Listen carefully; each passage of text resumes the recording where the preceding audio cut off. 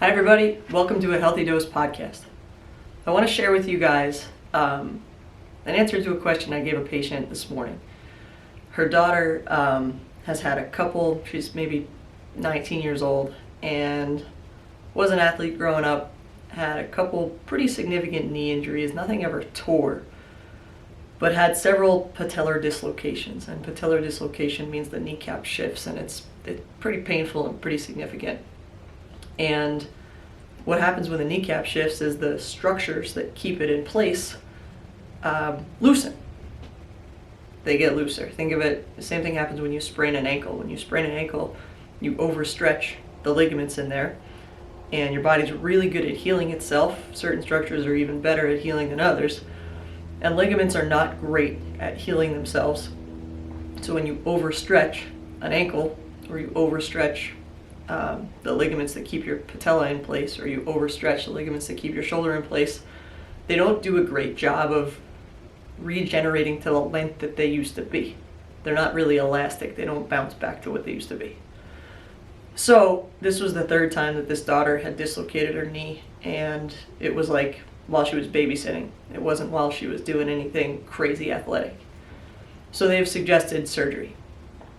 And to be honest with you, that's probably the best option for this kid. She's 19, she's got a whole life to live ahead of her, and doesn't want to risk another painful knee dislocation doing something silly like stepping out of a bus or getting out of the car or stepping onto a curb, that kind of stuff. So the mom asked me about the recovery time. I said, well, I don't want to speak out of turn because I'm not the one doing the surgery, but let me explain what healing times we have to respect. And I likened it to a house, because you can pour concrete to fix something in a house. You can paint the walls to fix something in a house. You can hammer in nails and screw in screws to fix something in a house. You can put up new window paint to fix something in a house. You can clean the windows to fix something in a house. There's lots of things you can do. I'm not a contractor, I'm a physical therapist. If your body is like a house, then that type of surgery, where they have to go kind of tighten up the stuff in the knee, they got to do a couple things. They have to touch a few structures. So if you think about it, pouring concrete dries at however fast concrete dries. Broken bones heal at about 6 to 8 weeks if you let them. Muscles heal anywhere between a day and 4 weeks typically. Ligaments heal about 6 to 8 months. Tendons heal somewhere around 3 or 4 months. And think about that like, well, it takes paint this long to dry. You could sit there and stare at the paint, and you could blow in the paint, and you could do all the things you want to make the paint dry faster. The paint's going to dry however fast the paint's going to dry.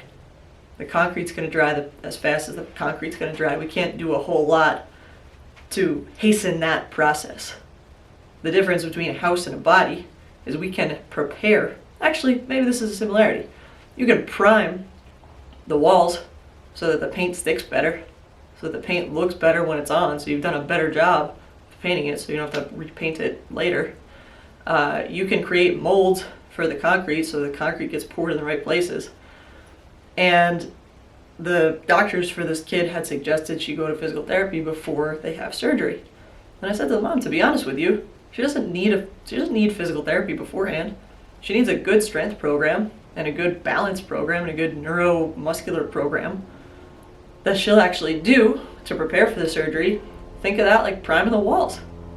Think of it like having a mold to put the concrete in. That's what pre-operative physical therapy is. And to be honest with you, that's what training is.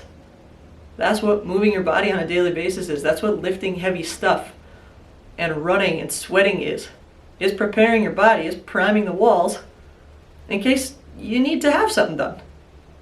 Right? Hopefully it prevents or reduces your risk of needing